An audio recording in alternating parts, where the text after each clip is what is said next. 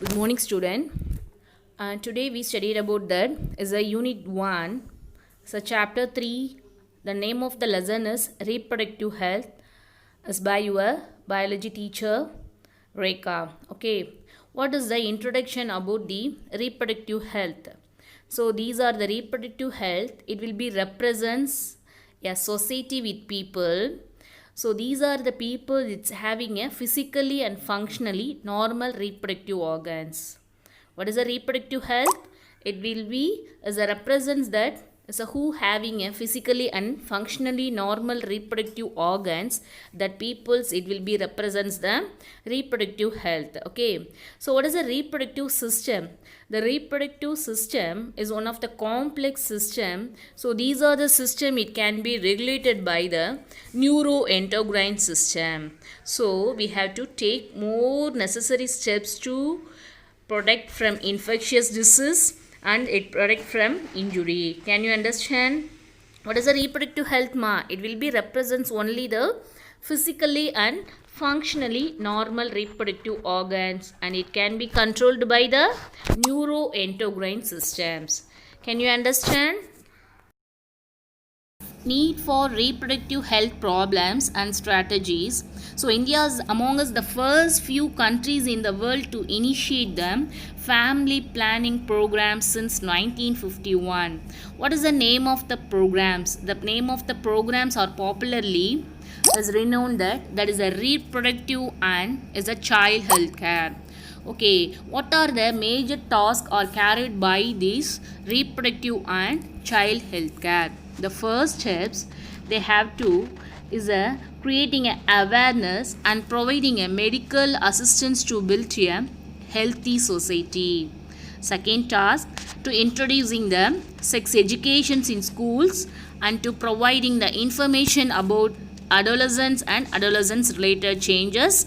And third task, they have to educating a couples and those in the is a marriageable age groups about the available birth control methods and family planning norms. Okay, so first three tasks is carried, and fourth task it will be creating a awareness about care for pregnant women, postnatal care of mother and child, and the importance of breastfeeding. Next is these are the RCH is it be encouraging and supporting a governmental and non-governmental agencies to identify new methods and or improve upon the existing methods of birth control. Can you understand ma? What are the 5 tasks of the RCH? To first to build a healthy society. Second one, to know about the information of adolescents related changes. Third, it's educating couples to to know the birth control methods and family planning norms. Fourth, to caring the pregnant woman and postnatal care of mother and child. And fifth steps, and encouraging and supporting the governmental and non-governmental agencies to improve upon the existing methods of birth control. Okay, so these are the 5 tasks about the carried out by the reproductive and child health program. Can you understand? Aminocentosis and its statutory ban. What is aminocentosis? The aminocentosis is one of the prenatal technique. It collects the amniotic fluid from the womb of the mother. It will be helpful to detect the chromosomal abnormalities of the fetus. Okay, what is aminocentosis? It's a prenatal technique ma. So next, it used to detect a chromosomal abnormalities in the fetus. Some people they have to misuse the technique to determine the sex of the fetus. So they have what is a if they have to determine the sex means there may be a chance of female child foeticide, that is it's a killing of the female child. Okay, so hence the statutory ban on aminocentosis is imposed. So this is aminocentosis is important 3 more question. Last year all the examinations they have to repeatedly ask, and this public exam also these are the questions is very very important. Okay, so everyone have to study prenatal technique, chromosomal abnormalities detecting fetus, and misused to determine the sex of fetus. Social impact of sex ratio, female foeticide and infanticide. What are the differentiate between the female foeticide and infanticide? Okay, side is nothing but is a killing. Okay, fetal, that is the is a fetal. Fetal is present in mother's womb. Infant is nothing but that is the after birth of the child, we called as infant. Okay, so the female foeticide, if they have to identify the female child is present in mother's womb, they have to as a killing the female child. So killing the female child in the mother's womb, in what way? That is aborting. Okay, so that is called as a female foeticide.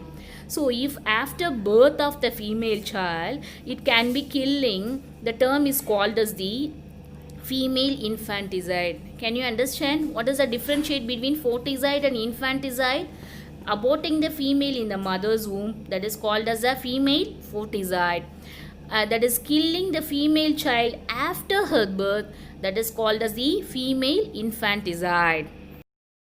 Female foeticide and female infanticide, that will be resulted in imbalance in sex ratio, that is UNDPS G2, United Nations Developmental Programs Gender Inequality Index, reflected that India was ranked at 135 out of 187 countries due to the availability of very few economic opportunities to women as compared to men. Okay, so these are the UNTPS reported that is given for India has providing as a woman, there is a very few economic opportunities compared to the men.